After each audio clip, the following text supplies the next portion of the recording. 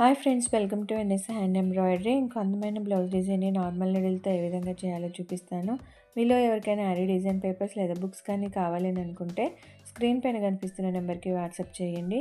మీలో ఎవరికైనా యారీ స్టాండ్స్ కానీ, నీడిల్స్ కానీ, థ్రెడ్స్ కానీ కావాలని అనుకుంటే ప్రోడక్ట్స్ లింక్ అనేది డిస్క్రిప్షన్ బాక్స్లో వీడియో మీద కూడా ట్యాగ్ చేశాను. చెక్ చేసి పర్చేస్ చేసుకోండి. ఇక్కడ నేను ఆల్రెడీ స్టిచ్ చేసిన బ్లౌజ్ని 12" వుడెన్ ఫ్రేమ్కి ఫిక్స్ చేసి ఫ్యాబ్రిక్ గ్లూ అప్లై చేసి రౌండ్ షేప్లో ఉన్న ప్లాస్టిక్ మిర్రర్స్ని స్టిక్ చేస్తున్నాను.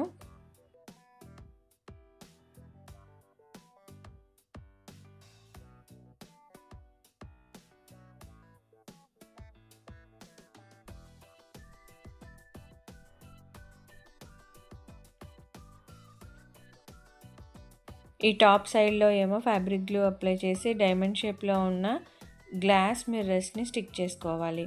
ఈ మిర్రర్స్ అన్ని ఒక 30 minutes డ్రై అయిన తర్వాత రిమైనింగ్ వర్క్ అనేది స్టార్ట్ చేసుకోవాలి.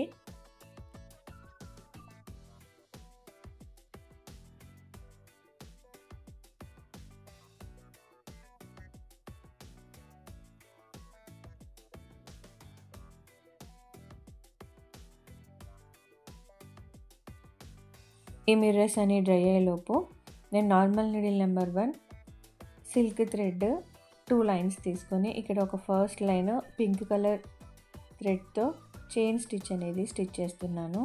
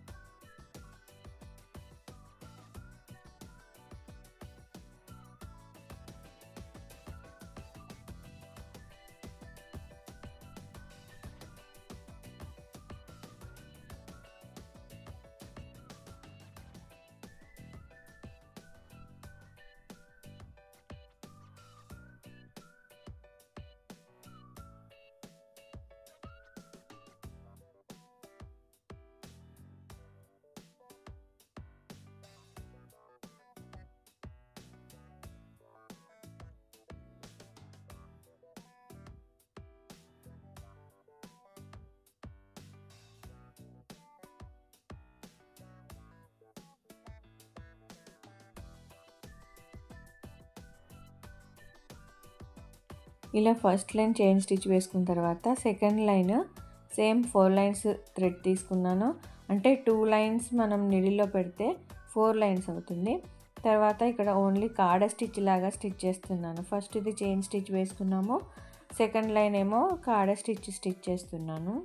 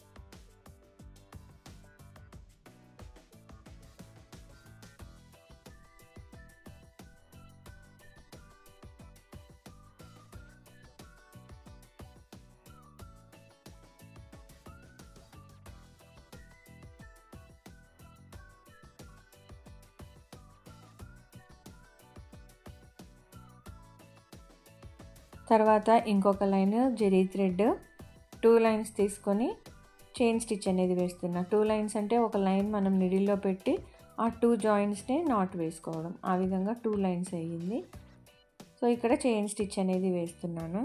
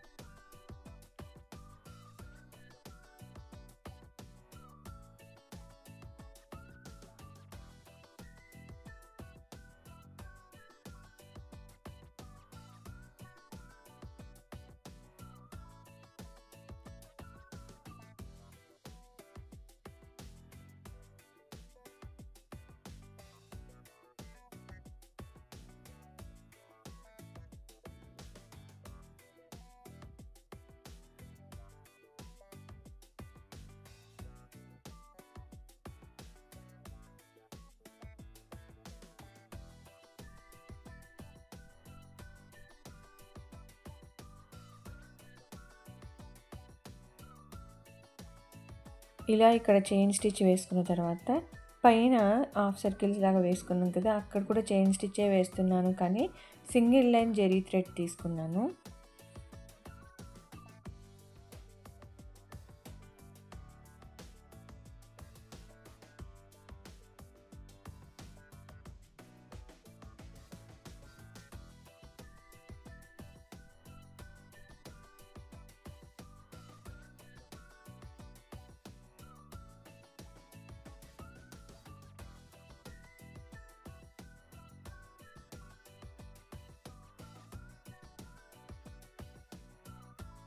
ఇలా కర్వ్ షేప్ అంతా స్టిచ్ చేసేసుకున్న తర్వాత నార్మల్ నీడిల్ నెంబర్ 11 తీసుకున్నాను. ఇక్కడ ఒక చెమ్కి 4 mm చెమ్కి 2 mm sugar bead stitch చేస్తున్నాను.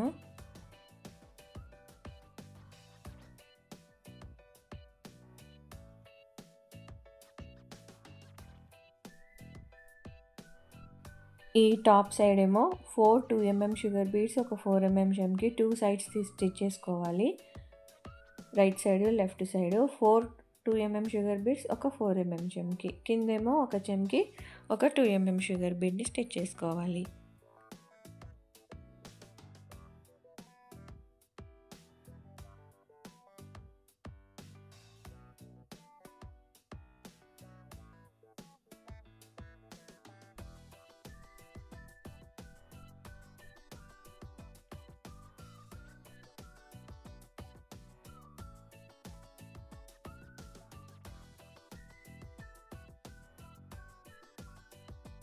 ఇలా మొత్తం స్టిచ్ చేసేసుకున్న తర్వాత 4 లైన్స్ నేను సిల్క్ థ్రెడ్ తీసుకున్నాను. అంటే నీడిల్లో పెడితే 8 లైన్స్ అయ్యింది.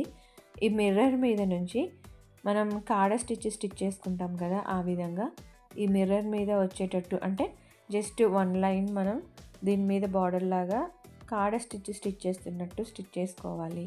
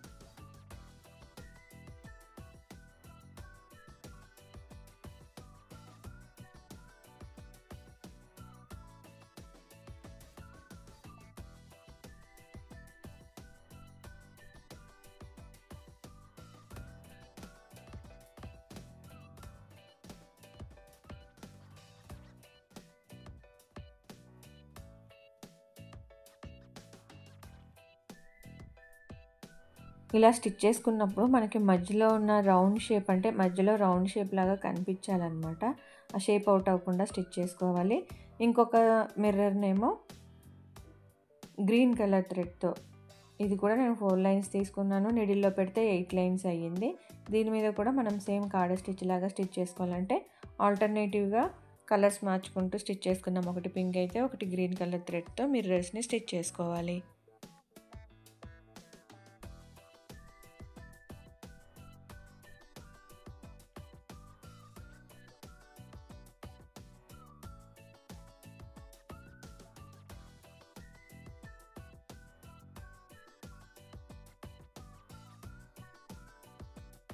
ఇలా అన్ని మిర్రర్స్ని స్టిచ్ చేసుకున్న తర్వాత నార్మల్ నీడిల్ నెంబర్ 11 తీసుకున్నాను. ఇక్కడ ఈ డైమండ్ షేప్ మిర్రర్ చుట్టూ నేను జర్దోజీ బులియన్ రింగ్స్ని బార్డర్ లాగా స్టిచ్ చేస్తున్నాను. అంటే 4 సైడ్స్ 4 టైమ్స్ రింగ్స్ అనేవి స్టిచ్ చేసుకోవాలి. ఇక్కడ నేను జర్దోజీ బులియన్ రింగ్ యూజ్ చేసి దీనికి బార్డర్ లాగా స్టిచ్ చేస్తున్నాను.